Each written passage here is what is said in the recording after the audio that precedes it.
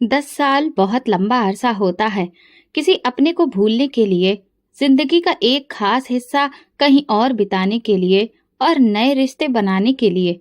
लेकिन कुछ बातें ऐसी होती हैं जिन्हें इंसान कभी नहीं भूलता। और एक माँ अपनी औलाद को कैसे भूल सकती है? वो औलाद जो मुझसे 10 साल पहले बिछड़ गई थी, आज मैं उसे वापस पाने की ख्वाहिश लिए एक खंडहर नुमा घर की तरफ बढ़ रही थी। उस खंडर जैसे घर में तो शायद कोई पक्षी भी ना रहता हो, तो फिर मुझे मेरी इतनी बड़ी दिल की ख्वाहिश कैसे मिल सकती थी? दिल ही दिल में भगवान से बातें करती जा रही थी। बस तुझसे ही ये प्रार्थना है, तेरे ही सामने हाथ फैलाए हैं, अब तू ही मेरी मदद कर। कोई चमत्कार तुझे ही दिखाना है और मुझे यकीन था कि मेरा भगवान मेरी मदद करेगा। अगर मैं किसी को ये सारी बातें बताती तो वो यही कहता, तुम तो पागल हो। लेकिन हाँ, मोहब्बत और भरोसे वाले लोग पागल ही होते हैं। किसी से मोहब्बत करनी हो या भरोसा, पागलपन के बिना हो ही नहीं सकता। मैं उस घर में पहुंच गई। जैसे ही दरवाजा खोला, मेरे पैरों तले से जमीन खिसक गई, क्योंकि सामने मेरे सपनों की बुनियाद और भगवान का चमत्कार खड़ा था। क्योंकि सामने ही मेरा नाम आंचल है और मेरी शादी कम उम्र में हो गई थी। मुझे इस बात का कोई अफसोस नहीं था। मैंने कभी ये नहीं सोचा था कि मेरी जिंदगी में कुछ ऐसा हुआ है जो नहीं होना चाहिए था। मेरी शादी बिल्कुल सामान्य हालातों में हुई थी, ना कोई जबरदस्ती, ना कोई मजबूरी। दिल से खुश थी कि मेरी जिंदगी का एक नया सफर शुरू हो रहा है। जिस इंसान से मेरी शादी हुई, उसका नाम दिलीप था। सुनने में आया था कि वो बहुत गुस्से वाला आदमी है। जब मेरी शादी हुई और मैं विदा होकर दिलीप के घर आई, तो सबने मुझे तरह तरह की बातें सुनाई। किसी ने कहा कि वो बहुत सख्त और न्यायप्रिय है। किसी ने कहा कि वो कभी किसी की गलती बर्दाश्त नहीं करता। किसी ने कहा कि उसकी नजर में सही और गलत का बहुत महत्व है। अगर कोई गलती कर बैठे तो उससे बड़ा जालिम कोई नहीं होगा। मैंने ये सब सुना, लेकिन दिल में कोई डर नहीं था। पहली रात उसने मुझसे सीधा साफ कहा, अगर गलती करोगी तो मुझसे बुरा कोई नहीं होगा, लेकिन अगर अच्छे से रहोगी तो तुम्हें दिल की और इस घर की रानी बनाकर रखूंगा। उस वक्त मैंने सोचा, ये तो आम सी बात है। जैसे हर घर के अपने कुछ नियम होते हैं, वैसे ही शायद उसके भी होंगे। और सच में ऐसा ही था। अगर मैं अच्छे से रहती तो वो मेरा बहुत ख्याल रखता था, मेरी हर छोटी बड़ी जरूरत का ध्यान रखता, मुझे इज्जत देता, मेरी पसंद नापसंद को महत्व देता था। अगर कभी कोई गलती होती तो वो बस इतना ही कहता, ये गलत हुआ है, अगली बार ध्यान रखना।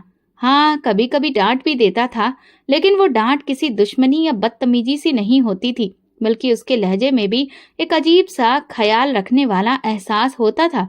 लेकिन लोग उसे जालिम कहते थे और मुझे ये सुनकर हैरत होती थी। जो इंसान मेरा पति है, मेरे साथ रहता है, मेरी हर जरूरत पूरी करता है, क्या मैं ही उसकी असली शख्सियत नहीं समझ पाई? और बाहर के लोग उसे ऐसा क्यों समझते हैं? वो एक बड़ा भाई भी था, परिवार के सारे मामलों को संभालता था, घर की जिम्मेदारियां उसके कंधों पर थीं। वो फैसले लेता था और उसके फैसले सबके लिए आखिरी होते थे। शायद इसी वजह से सबको लगता था कि वो सख्त है। इसी बीच दिलीप की नौकरी विदेश में लग गई। सब लोग बहुत खुश थे।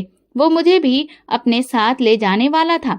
सब कुछ अच्छा चल रहा था, लेकिन तभी पता चला कि मैं माँ बनने वाली हूँ और मुझ पर फिलहाल सफर करने की मनाही थी। उसने कहा, कोई बात नहीं, जब हमारा बच्चा इस दुनिया में आ जाएगा तब साथ चलना।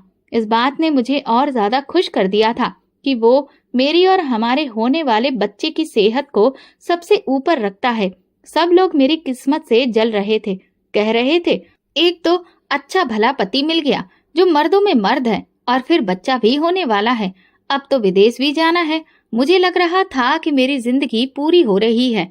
एक मोहब्बत करने वाला पति, इतनी सारी खुशियां और एक बेहतरीन भविष्य। मेरे पति के परिवार में ज्यादा लोग नहीं थे, सिर्फ मेरी सास और हमारा आने वाला बच्चा।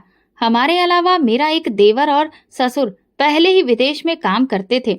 वहीं उनका जीवन था, रोजगार था, और वहीं उन्होंने अपनी दुनिया बसा ली थी। इन्हीं लोगों ने मेरे पति के लिए भी वहां नौकरी का इंतजाम किया था और उसके भविष्य की जिम्मेदारी उठाई थी। दिलीप के लिए ये एक सुनहरा मौका था, एक नई जिंदगी की ओर कदम। ये लोग खुद को बहुत ऊंचे स्टैंडर्ड्स वाला समझते थे। उनकी बातों से हमेशा यही लगता था कि वे आम लोगों से अलग हैं, उनका रहन सहन दूसरों से बेहतर है। हालांकि ये खाते पीते घर से थे, पर उतने अमीर नहीं थे जितना दिखावा करते थे। उनकी बातें सुनकर लगता था जैसे किसी बहुत बड़े राजघराने से ताल्लुक रखते हों, लेकिन हकीकत में उनकी जिंदगी मिडिल क्लास के थोड़े ऊपर के दर्जे में आती थी। एक चीज जो मैंने उस घर में बहुत ही शिद्दत से महसूस की थी, वो ये कि वो शारीरिक संरचना और खूबसूरती को बहुत ज्यादा महत्व देते थे। बॉडी शेमिंग करना तो उस परिवार में जैसे सभी की आदत थी। अगर किसी की रंगत सांवली थी तो वो उनके मजाक का निशान बनता था। अगर कोई मोटा था तो उसे तानों भरे जुमले सुनने पड़ते थे। अगर किसी की नाक मोटी थी, आंखें छोटी थी या दांत थोड़े बड़े थे तो वो उनके लिए एक बहुत बड़ी पंचायत का हिस्सा बन जाता था। मैंने शुरुआत में सोचा कि शायद ये आम बात है। अब तक उन लोगों की इस तरह की शारीरिक बनावट और सूरत को लेकर तानाकसी कई बार मैं सुन चुकी थी। मुझे ये सब अजीब लगता था। मैं सोचती थी कि ये लोग दूसरों की शारीरिक संरचना को लेकर इतना ज्यादा मजाक क्यों उड़ाते हैं। लेकिन फिर मुझे एहसास हुआ कि ये उनके लिए बिल्कुल सामान्य बात थी, या फिर उनके रोजमर्रा की चीज जिसे बदलना मुमकिन नहीं था। वे दूसरों के बारे में बातें करते, उनमें कई सारी कमियां निकालते और शायद इससे अपने आप को ऊंचा दर्जा दिलाने की कोशिश करते थे। मैं अक्सर सोचती थी कि जब मैं उनके सामने नहीं होती तो शायद मेरे बारे में भी ऐसी ही बातचीत होती होगी। अगर देखा जाए तो मेरे अंदर कोई खास शारीरिक कमी नहीं थी। मैं लंबी थी, दुबली पतली भी थी, मेरी नाक छोटी, होंठ बारीक और नक्श तीखे थे। लेकिन फिर भी ये सोचकर मुझे अजीब लगता था कि शायद मैं भी उनके तानों का एक हिस्सा बन चुकी हूँ। किसी के बारे में इस तरह बात करना अच्छी बात नहीं होती, लेकिन उनके लिए ये सब आम था और मैं इसे बदल नहीं सकती थी। उन दिनों मेरी जिंदगी ने एक नया मोड़ लिया। मैं माँ बनने वाली थी। एक नन्हा सा वजूद मेरी कोख में पल रहा था। यह एहसास मेरे लिए खुशी और उम्मीद की किरण था। लेकिन फिर मेरे पति ने मुझसे जो बात कही वो मेरे लिए कुछ अजीब थी। उन्होंने कहा कि अगर बेटी हो रही है तो उन्हें कोई प्रॉब्लम नहीं है, क्योंकि वो भी भगवान की ही देन है। लेकिन अगर बेटी हो तो फिर वो बहुत खूबसूरत होनी चाहिए, बिल्कुल गुड़िया के जैसी। आजकल इंटरनेट पर हम देखते हैं कि कैसी कैसी प्यारी बच्चियां होती हैं, बिल्कुल किसी डॉल के जैसी। अगर बेटी हो तो ऐसी ही हो, नहीं तो फिर भगवान मुझे बेटा ही दे। उसकी ये बात मेरे दिल में एक अजीब सा एहसास छोड़ गई। उसने जो शकल सूरत बताई थी वो सिर्फ एक शर्त के तौर पर रखी गई थी, जैसे अगर खूबसूरती नहीं हुई तो बेटी का होना एक नकारात्मकता बात बन जाएगा। मेरी सास ने तुरंत कहा, माँ खूबसूरत है, बाप खूबसूरत है, तो बेटी खूबसूरत क्यों नहीं होगी। जैसे कि ये पहले से तय हो कि अगर माँ बाप की शक्ल अच्छी हो तो औलाद भी खूबसूरत होगी ही। मैंने उनकी बात सुनी, लेकिन अंदर से बेचैनी महसूस की। मैंने सोचा कि अगर मेरी बेटी आम शकल सूरत की हुई और इनकी खूबसूरती के पैमानों पर खरी नहीं उतरी तो क्या उसके लिए जिंदगी मुश्किल हो जाएगी। क्या वो भी इस तरह की बॉडी शेमिंग का शिकार होगी जो मैं इस घर में देखती आ रही थी। ये सारे सवाल मुझे परेशान करने लगे। मैं चुप रही। मैं अपने अंदर पलने वाली उस नन्ही जान को दिल से अपना चुकी थी, चाहे फिर वो जैसी भी हो। मेरे लिए वो सिर्फ एक बच्ची नहीं थी, वो मेरी प्रार्थना थी, मेरा प्यार, मेरे वजूद का हिस्सा। मेरे कमरे में खूबसूरत बच्चों के पोस्टर लगे हुए थे। ये सब देखकर मेरे दिल में एक अजीब सा एहसास उठता था। ये बच्चे किसी और की दुनिया के लगते थे, किसी ऐसी दुनिया के जहाँ सब कुछ संपूर्ण है, और मैं बेबस होकर देखती रहती थी। मैं कभी कभी हैरान होती थी कि जिस तरह का हमारा रंग है तो हमारे जैसे लोगों के घरों में एकदम गोल मटोल गोरे रंग के बच्चे कैसे पैदा हो सकते हैं। सच्चाई तो ये थी कि हमारे भारत के बच्चों की शक्लें उन पोस्टर वाले बच्चों से काफी अलग होती है, लेकिन इसके बावजूद भी लोग हमेशा खूबसूरती को ही ज्यादा महत्व देते थे। ये सिर्फ मेरे पति और सास की पसंद नहीं थी, बल्कि पूरे खानदान का नजरिया यही था। वे खूबसूरती के पुजारी थे। उनके लिए किसी भी चीज की पहली कसौटी यही थी कि वो दिखने में कैसी है। मुझे धीरे धीरे एहसास होने लगा कि मेरी शादी भी शायद इसी आधार पर की गई कि मैं खूबसूरत थी, इसीलिए मुझे चुना गया। मेरी तारीफें होती थी, मेरी शक्ल सूरत की बार बार बात की जाती थी और मुझे ऐसे पेश किया जाता था जैसे मैं कोई चीज हूँ जो उनकी शर्तों पर पूरी उतरी हूँ। जब भी हम किसी फंक्शन में जाते तो मुझे हमेशा सबसे खूबसूरत कपड़े पहनने के लिए कहा जाता। मेरे पति और सास को ये पसंद नहीं था कि मैं आम से कपड़े पहनूं। वे मुझे खास तौर पर तैयार करवाते, मेरे लिए महंगे सूट साड़ियां लाते, मुझे ब्यूटी पार्लर भेजते ताकि मैं सबसे खूबसूरत दिखूं। जब मैं महफिल में जाती तो लोग मुझे ही देखते और उन्हें यही सबसे ज्यादा पसंद आता। हमने इसे चुना है, जैसे कि कोई ऐसी चीज हूँ जिस पर उन्हें दूसरों के सामने गर्व महसूस हो। शुरुआत में मुझे ये सब अच्छा लगता था। कौन सी लड़की ऐसी तारीफें सुनकर भला खुश नहीं होती? लेकिन धीरे धीरे मुझे ये एहसास होने लगा कि उनकी मोहब्बत मेरे वजूद, मेरी अच्छाइयों के लिए नहीं थी, बल्कि सिर्फ और सिर्फ मेरी शारीरिक खूबसूरती के लिए थी। मैं सोने लगी तो एक ख्याल आया, अगर मेरी शक्ल सूरत आम होती तो क्या ये लोग मुझे चुनते? अगर मैं उनकी खूबसूरती की शर्तों पर खरी नहीं उतरती तो क्या ये लोग मुझे भी वही बातें सुनाते जो मैंने उनके घर में दूसरी औरतों के लिए सुनी थी? मेरा दिल जोर से धड़कने लगा जब मैंने इस सच्चाई को महसूस किया और सोचा कि जब मेरी बेटी पैदा होगी तो क्या ये लोग उसे भी इसी तरह रखेंगे? अगर वो उनकी पसंद के मुताबिक नहीं निकली तो क्या वो भी इन लोगों की तरह तरह की बातें सुनेगी? मेरे पति अब जाने की तैयारी कर चुके थे। वो बहुत उत्साहित थे, जैसे कि कोई बहुत बड़ी कामयाबी उनके बहुत करीब हो। उनका कहना था कि ज्यादा वक्त बर्बाद नहीं कर सकते, बस बेटी दुनिया में आ जाए और फिर हम तुरंत यहाँ से निकल जाएंगे। उन्होंने सब कुछ पहले ही तय कर लिया था और मुझसे कहा कि अपना बैग अभी से तैयार कर लो, क्योंकि बाद में ये सब करना मुश्किल हो जाता है। मैंने भी अपना बैग पैक कर लिया। उसमें वो छोटे छोटे कपड़े रखे जो मैंने अपनी बेटी के लिए खरीदे थे, नरम गुलाबी रंग के कपड़े जिन्हें मैंने बड़े ही शौक से चुना था। मैंने हर चीज का ध्यान रखा कि जब वो इस दुनिया में आएगी तो मुझे किन किन चीजों की जरूरत पड़ेगी। मेरी सास और पति दोनों बहुत ही जोश में थे।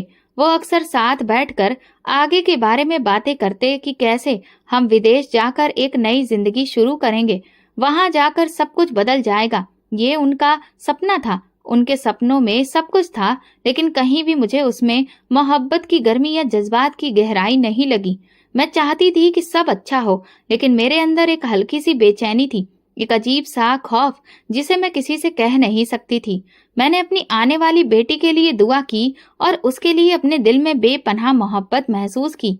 मैं जानती थी कि वो चाहे जैसी भी हो मेरे लिए सबसे खूबसूरत होगी, लेकिन क्या ये दुनिया भी उसे मेरी नजर से देखेगी? ये सवाल बार बार मेरे जहन में आता, लेकिन इसका कोई जवाब मेरे पास नहीं था। कभी कभी इंसान वो कर गुजरता है जिसकी उम्मीद खुद को भी नहीं होती। खैर, मेरी बेटी अब इस दुनिया में आ चुकी थी। जैसे ही मैंने उसे पहली बार देखा, मेरे दिल में एक अजीब सा एहसास पैदा हुआ। शायद ये वही माँ की मोहब्बत थी जिसका सपना मैंने हमेशा देखा था। लेकिन मैं हैरान थी। मैंने डॉक्टर से पूछा, डॉक्टर, ये मेरी बेटी है? डॉक्टर ने मुस्कुराकर कहा, जी हाँ, यही आपकी बेटी है। पर आपने ऐसा क्यों पूछा? मैं झिझकते हुए बोली, पता नहीं, वो मुझे कुछ अजीब सी लग रही है। डॉक्टर ने नरमी से समझाया, कुछ बच्चे जब पैदा होते हैं तो उन्हें कभी कभी ठीक से सांस नहीं मिलती, जिसकी वजह से उनका रंग हल्का दबा हुआ लग सकता है।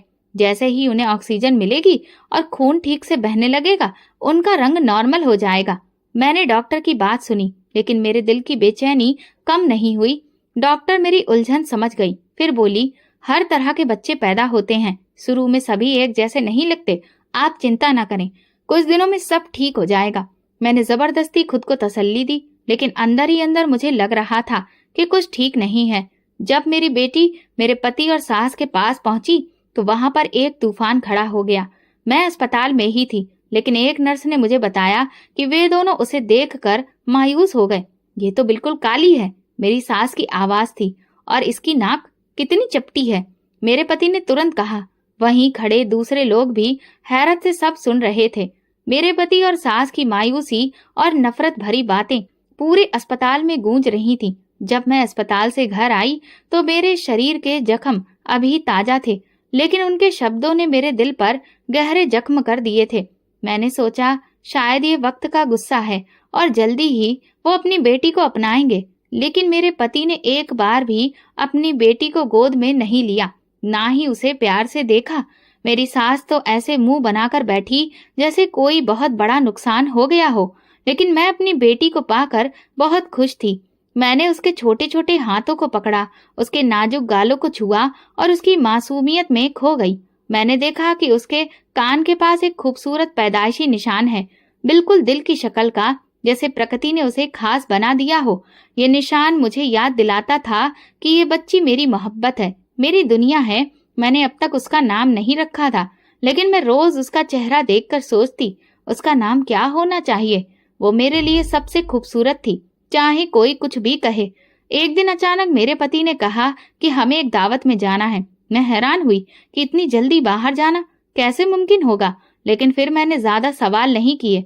वो मुझे खास तौर पर तैयार करवाने के लिए बाहर ले गया, जैसे कि हम किसी बहुत बड़े इवेंट में जा रहे हों। मैं अपनी बेटी को सास के पास छोड़कर चली गई। जब हम उस जगह पहुंचे तो वो कोई घर नहीं था, वो एयरपोर्ट था।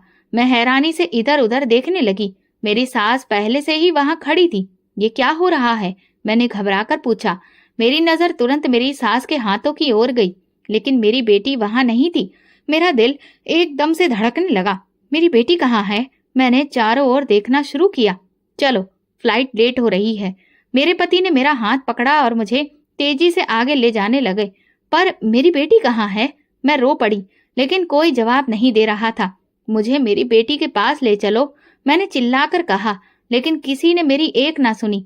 मेरे पति ने ठंडी आवाज में कहा, ऐसी बेटी को साथ ले जाएंगे तो वहां गोरे लोगों के शहर में लोग हम पर ही हंसेंगे। ये शब्द आज भी मेरे कानों में गूंजते हैं। मेरी सांस रुकने लगी और दुनिया अंधेरे में खो गई। उसे हमने यहीं छोड़ दिया है, उसकी किस्मत यही है। ये आखिरी शब्द थे जो मैंने सुने, और उसके बाद हर चीज धुंधली हो गई। मैंने चीखना चाहा, शोर मचाना चाहा, लेकिन मेरे अंदर से कोई आवाज नहीं निकली। और जब मेरी आंख खुली तो लगा जैसे कोई गहरा ख्वाब था, लेकिन हकीकत उस ख्वाब से भी ज्यादा भयानक थी। मैं अस्पताल के बिस्तर पर थी और मेरी सारी दुनिया बदल चुकी थी। ये मैं कहाँ हूँ? मैं कमजोर आवाज में बोली। एक नर्स ने आकर बताया कि आप इनिशियल कोमा में चली गई थी। आपकी जान की हालत बिगड़ गई थी। मुझे समझ नहीं आ रहा था कि ये सब कैसे हुआ। 10 दिन बीत चुके थे और मैं एक अजनबी शहर में थी। मेरी मासूम बेटी, जिसे मैंने अपनी जान से भी ज्यादा चाहा था, मुझसे छीन ली गई थी। मेरी चीख मेरे अंदर ही दब गई थी। मैं जिंदा तो थी, लेकिन अंदर से मर चुकी थी। जब मैं कुछ संभली तो सच्चाई किसी भयानक ख्वाब से भी ज्यादा खौफनाक थी, क्योंकि अब मैं एक विदेश में आ चुकी थी और दूसरों की मदद पर निर्भर थी। एक ऐसे शख्स के साथ कैद थी जिसे दुनिया जालिम कहती थी। आज मुझे उसकी असलियत पूरी तरह से समझ आ चुकी थी। वो सच में जालिम था। जो शख्स अपनी ही बेटी को उसकी माँ से अलग कर सकता है, वो किसी का भी नहीं हो सकता। जैसे ही मैं पूरी तरह से ठीक हुई, मैंने अपने पति से सवाल किया, तुम मेरी बेटी को छोड़कर कैसे आ सकते हो? वो तो अभी इतनी छोटी है। वो मेरे सवालों से बचने की कोशिश करता रहा, लेकिन मैं पीछे हटने वाली नहीं थी। आखिरकार उसने ठंडे लहजे में कहा, मैं इंतजाम करके आया हूँ। ये शब्द मेरे दिल में तीर की तरह चुभे। कौन सा इंतजाम? क्या एक माँ से उसकी औलाद छीन लेना इंतजाम कहलाता है? मैं जानना चाहती थी कि उसका असली मतलब क्या था। मैं बार बार पूछती रही, लेकिन वो गोल मोल जवाब देता रहा। जब मैंने फिर कहा, हमारी औलाद को छोड़कर क्यों आए हो, तो वो बड़ी ही बेरुखी से बोला, भगवान हमें और बच्चे दे देगा। जल्दी ही हम नई औलाद पैदा करेंगे। मैं हैरान रह गई। क्या औलाद कोई खिलौना है जो छोड़ा जा सकता है और फिर नया खरीद कर लाया जा सकता है? मेरी आंखों के सामने मेरी बेटी का चेहरा घूमने लगा। मैंने अपने पति से नफरत महसूस की, लेकिन मेरे पास अब कोई रास्ता नहीं था। दिन, हफ्ते और फिर महीने गुजरते गए, मगर मेरा बच्चा नहीं ठहरा। वो दिन ब दिन बेसब्र होता जा रहा था।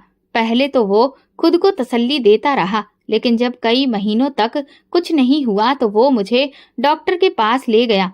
डॉक्टर ने कुछ टेस्ट किए। जब रिपोर्ट आई तो उन्होंने गंभीर लहजे में कहा, आपकी पत्नी अब कभी भी मां नहीं बन सकेगी। ये शब्द मेरे पति पर बिजली बनकर गिरे। ये कैसे हो सकता है? उसने हैरान होकर कहा, ये तो एक बच्चे को जन्म दे चुकी है। डॉक्टर ने कहा, हाँ, कई बार ऐसा होता है कि एक औरत मां बनने के बाद किसी शारीरिक या हार्मोनल गड़बड़ी की वजह से दोबारा प्रेग्नेंट नहीं हो सकती। आप जितना मर्जी इलाज करवा लें, भगवान का यही फैसला है जो बदला नहीं जा सकता। मेरा पति सन्न रह गया। जो नई औलाद के सपने देख रहा था, उसके सारे सपने बिखर गए। लेकिन मैं उस लम्हे में भगवान के इंसाफ को महसूस कर रही थी। जिसने अपनी बेटी को खुद से अलग किया था, उसे भगवान ने दोबारा बाप बनने का हक नहीं दिया। मेरा पति तुरंत ही इलाज के कई तरीके ढूंढने लगा। वो एक के बाद एक डॉक्टर्स के पास जाता, लेकिन जल्दी ही उसकी उम्मीद मायूसी में बदल गई। अब मैं उसके अंदर बेचैनी और गुस्सा देखने लगी थी। पहले वो मेरा ख्याल रखने की कोशिश करता था, लेकिन अब उसकी नजरें बदलने लगी थी। उसे एहसास हो चुका था कि अब वो दोबारा बाप नहीं बन सकेगा। मेरी सास भी मेरे सर पर सवार रहती थी। वो मुझे बुरा भला कहने का कोई मौका हाथ से जाने नहीं देती थी। जब मेरा देवर शादी के बाद अपना घर बसा चुका था, तो मेरे सास ससुर भी वहीं जाकर रहने लगे। अब हम दोनों मियाँ बीवी बिल्कुल अकेले रह गए थे। पहले जब मैं तन्हाई में बेटी से अलग होने का गम महसूस करती थी, तो मेरे पति की बेरुखी मेरे जख्मों पर नमक छिड़कने का काम करती थी। लेकिन अब जब वो खुद भी अकेला होने लगा, तो मैं उसके चेहरे पर परेशानी देखती थी। कभी कभी मैं उसे अपनी सोच में गुम देखती और महसूस करती कि वो अपने अतीत के किसी फैसले पर पछता रहा है। शायद वो महसूस करने लगा था कि भगवान ने उसे उसके गुनाह की सजा दी है। लेकिन मैंने सोचा, अगर गुनाह करने वाले सजा के बारे में इतना ही सोचें, तो गुनाह करें ही क्यों। उसे अपनी सजा का एहसास तो हो चुका था, मगर वो कभी अपनी गलती पर शर्मिंदा नहीं हुआ। कभी भी उसने ये बात स्वीकार नहीं की कि उसने जो किया वो बहुत गलत था। जिंदगी यूं ही गुजरती रही, लेकिन मैं अंदर से टूट चुकी थी। मेरी दुनिया वहीं रुक गई थी जब मेरी बेटी मुझसे छीनी गई थी, और मेरा पति अब वो भी वो नहीं रहा था जो पहले था। दिन गुजरते जा रहे थे, लेकिन एक सवाल कांटे की तरह चुभता रहा। मेरी बेटी कहाँ होगी? क्या वो ठीक होगी? क्या वो भी अपनी माँ की जुदाई को महसूस करती होगी? ये सोच मुझे अंदर ही अंदर खा रही थी। धीरे धीरे पता ही नहीं चला कब 10 साल बीत गए, लेकिन ये 10 साल किसी कैद से कम नहीं थे। हर लम्हा मेरी बेटी की याद में गुजरा था। हर पल मैंने उसकी जुदाई को महसूस किया था। मैंने कभी खुद को किसी चीज में इतना व्यस्त नहीं होने दिया कि मैं उसे भूल जाऊं। भला मैं उसे कैसे भूल सकती थी? वो मेरे ही वजूद का हिस्सा थी, मेरा खून, मेरा दिल, मेरी सांसें। कई रातें ऐसी थीं जब मैं अपनी बेटी के बारे में सोचते सोचते रोने लगती थी। कभी कभी मैं उसे सपने में देखती कि वो मेरे पास है और किसी अजनबी जगह पर खो गई है। मैं उसे ढूंढने की कोशिश कर रही होती, और फिर ऐसे सपने देखकर मैं तड़प कर उठ जाती। मेरी आंखें भीगी होती। मेरे पति के साथ मेरा रिश्ता अब सिर्फ दुनिया को दिखाने के लिए रह गया था। वो मेरे लिए अजनबी हो चुका था, और शायद मैं भी उसके लिए बदल चुकी थी। मैंने उसके साथ रहना छोड़ दिया था। मैं कम बोलती थी, कम सुनती थी, और दिल में सिर्फ एक ही मकसद था, मेरी औलाद। इन 10 सालों में मैंने भगवान से प्रार्थना करना कभी नहीं छोड़ा। मैं हमेशा कहती, मैं अपनी बेटी को तुम्हारे हवाले करती हूँ। तुम ही उसकी सुरक्षा करना, और कोई भी ऐसा रास्ता निकालना कि मुझे तुम उससे मिला दो। मैं खिड़की के पास बैठी खामोशी से बाहर देख रही थी। मेरा पति मेरे पास आया, पर मैंने मुड़कर नहीं देखा। लेकिन उसकी आवाज में एक अजीब सी नमी और हारापन था। माफ कर दो मुझे, उसने धीमे से कहा। मैंने कोई जवाब नहीं दिया और बस चुप रही। वो मेरे पास आकर खड़ा हो गया और बोला, बताओ तुम क्या चाहती हो? जो चाहोगी कर दूंगा। मैंने गहरी सांस ली और पहली बार अपने दिल की ख्वाहिश उसके सामने रखी। मुझे भारत जाना है। वो हैरान रह गया। शायद उसने सोचा भी नहीं था कि मैं ऐसा कुछ मांगूंगी। किस लिए? उसने सवाल किया। मैं अपने माँ बाप से मिलने जा रही हूँ, मैंने उससे ये कह दिया। वो कुछ पल मुझे देखता रहा, फिर बोला, तुम वहां जाकर करोगी क्या? इतने साल गुजर गए हैं, सब कुछ तो बदल चुका है। वहां जाकर देखूंगी, मैंने कहा। शायद उसे अंदाजा हो गया था कि मैं किसी भी कीमत पर भारत जाने का इरादा नहीं छोड़ूंगी, लेकिन वो खुद मेरे साथ आने के लिए तैयार नहीं हुआ। जब मैं हवाई जहाज में बैठी तो मेरे दिल की धड़कनें तेज थीं, मेरी आंखें बंद थीं और मैं भगवान से प्रार्थना कर रही थी, हे भगवान, तुम्हारे आदेश पर मैं वापस जा रही हूँ।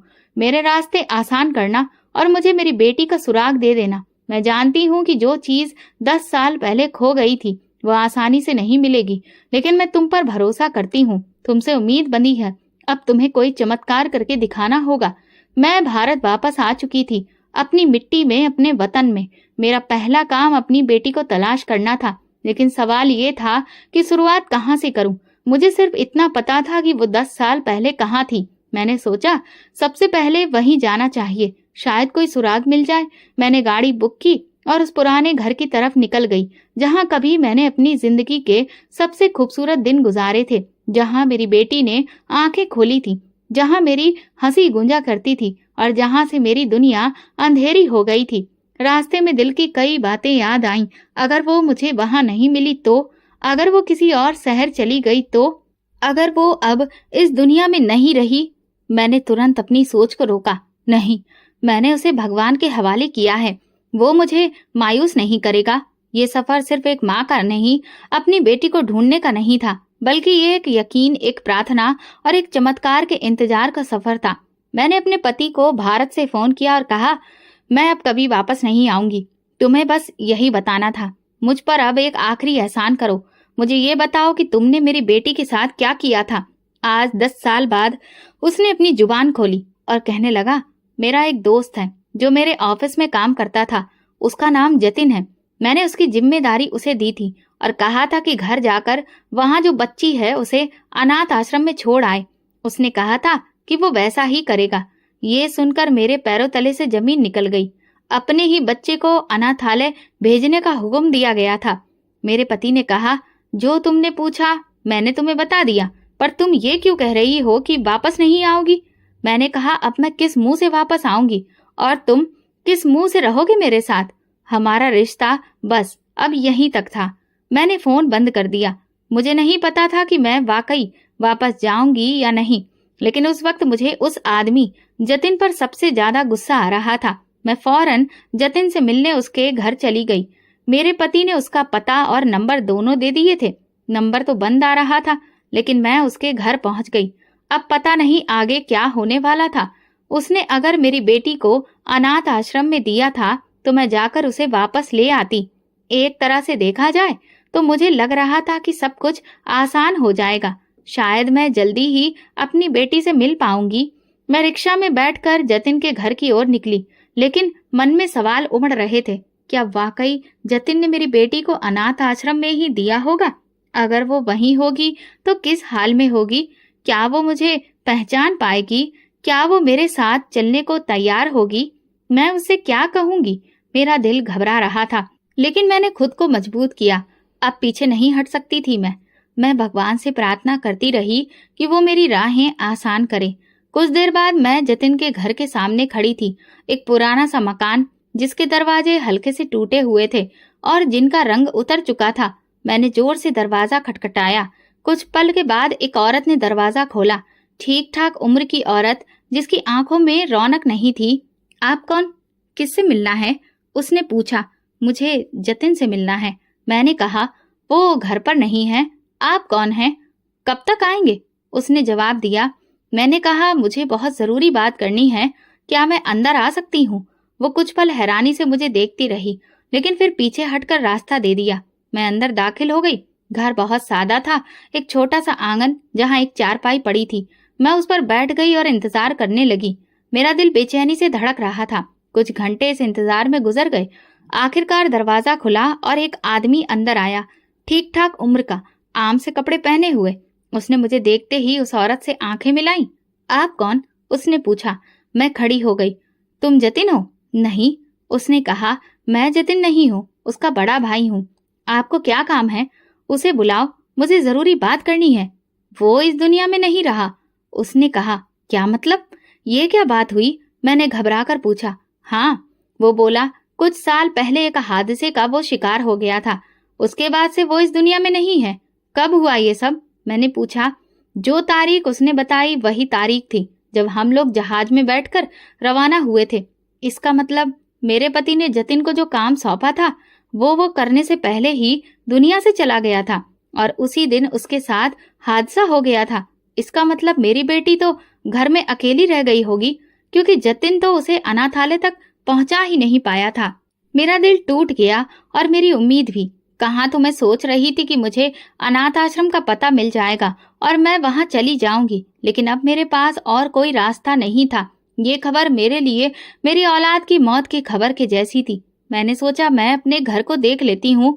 वहीं तो मैं अपने बच्चे को लेकर आई थी। मैंने तो उसका नाम भी नहीं रखा था। घर गई तो सामने का मंजर देखकर जमीन खिसक गई। मैं तेज कदमों से अंदर दाखिल हुई। घर तो वहीं था, मगर अब वो टूटी फूटी दीवारों से भर चुका था। छत पर भी जगह जगह से पानी टपक रहा था। एक तरफ की दीवार भी गिर चुकी थी और मलबे के ढेर में छुपकर कुछ चीजें पड़ी थी। ये मंजर देखकर मेरे दिल में घुटन महसूस होने लगी। किसी ने भी उसे घर का ख्याल ही नहीं रखा था और वो घर जो कभी मेरे लिए खुशियों का ठिकाना था, आज वो खंडर बन गया था। अब मैं अपने मन में बेटी की सुरक्षा के बारे में लगातार सोच रही थी। मैं बार बार भगवान से कह रही थी, प्लीज मेरी बेटी की हिफाजत करना। कहीं ऐसा तो नहीं कि भगवान ने मेरी बेटी को ना बचाया हो। क्या मेरी प्रार्थना बेअसर हो गई? यही सब सोचते हुए जब मैं दरवाजे के पास पहुंची तो सामने का मंजर मेरी आंखों के सामने आ गया। मेरे दिल की धड़कनें तेज हो गईं। एक छोटी सी लड़की जमीन पर बैठी खेल रही थी। उसकी उम्र तकरीबन 10 साल थी। उसकी शक्ल कुछ जानी पहचानी सी लग रही थी, मगर कुछ पक्का यकीन नहीं आ रहा था। जैसे ही मेरी नजर उसके चेहरे पर पड़ी, मैं सन्न रह गई। उसके कान के पास वही निशान था जो मेरी बेटी के कान के पास था। मेरे शरीर में सिहरन सी दौड़ गई और मैं फौरन उसकी तरफ दौड़ पड़ी। मेरे कदम अचानक तेज हो गए। उस बच्ची को गले लगाते हुए मेरी आंखों से बेबस आंसू बहने लगे। मेरी बेटी, मेरी बच्ची। मेरे सीने में दर्द उठने लगा। वो अचानक से मेरी आगोश में आकर बोली, माँ। लेकिन उसके आवाज में डर और शक था। वो डरी हुई लग रही थी। जैसे ही वो मुझे गले लगा रही थी, मुझे एहसास हो रहा था कि कुछ तो अलग है। तभी अचानक कोई आवाज आई, छोड़ो मेरी बेटी को। और तुम कौन हो? ये आवाज जानी पहचानी थी।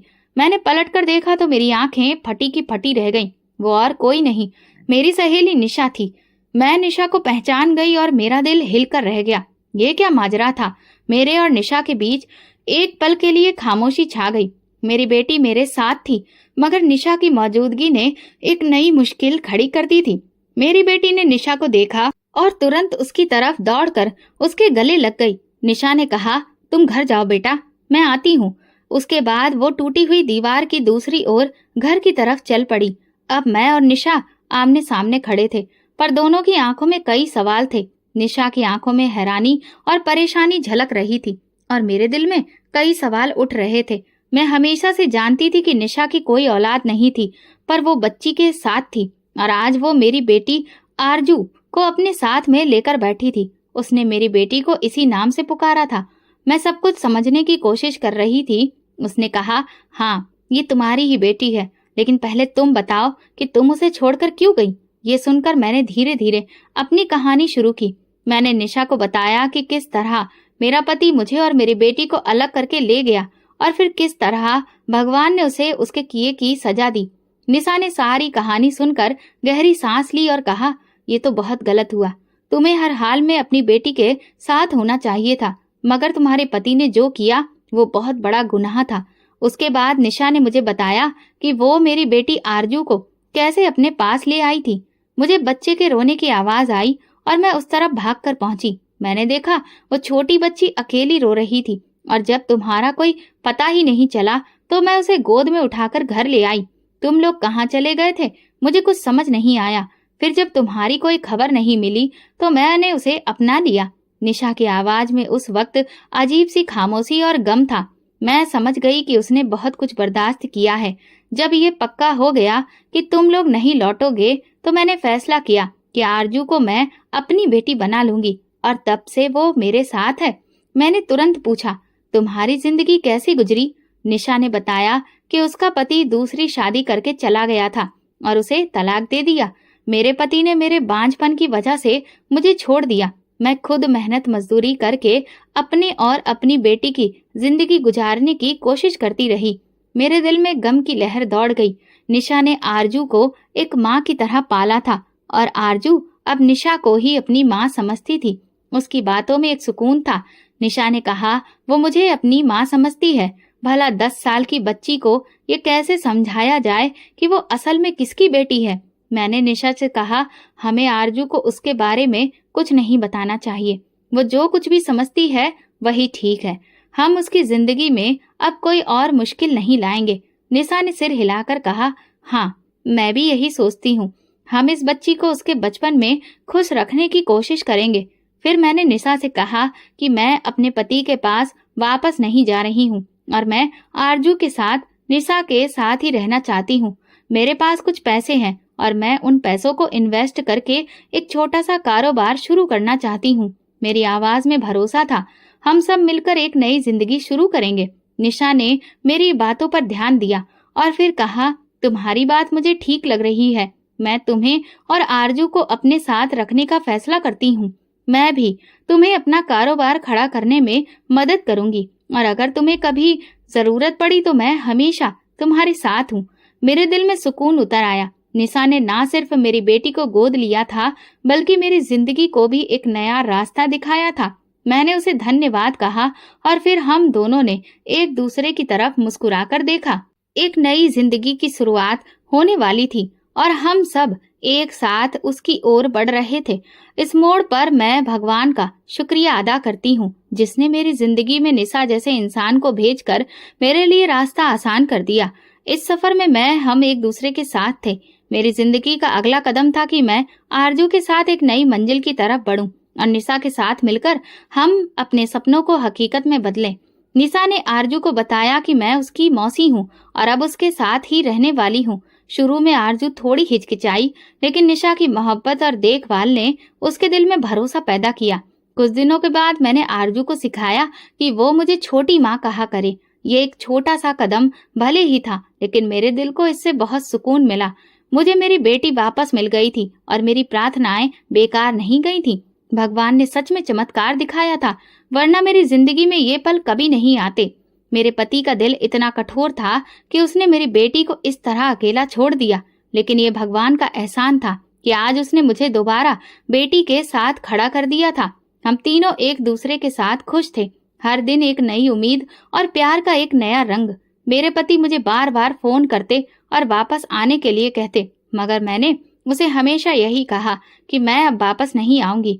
जब भी मैं उसकी आवाज सुनती तो उसमें कोई खास उदासी नहीं होती थी, बल्कि ऐसा लगता था कि वो मुझे नहीं बल्कि अपनी अकेली जिंदगी को भुलाने की कोशिश कर रहा हो। शायद वो अपने बुढ़ापे में किसी सहारे को तलाश कर रहा था, लेकिन मैं अब उसके लिए वो सहारा नहीं बन सकती थी, क्योंकि वही वो आदमी था जिसने अपनी औलाद को अनाथ आश्रम में देने की कोशिश की थी और जिसकी वजह से मेरी बेटी ने इतना कुछ झेला।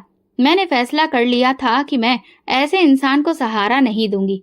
मैंने उसे अपने दिल से निकाल दिया और अपनी बेटी के साथ खुश रहने लगी। मैंने निशा का भी बहुत बहुत धन्यवाद किया जिसने मेरी बेटी की सुरक्षा की, उसे माँ का साया दिया जो कि मैं कभी नहीं दे सकती थी।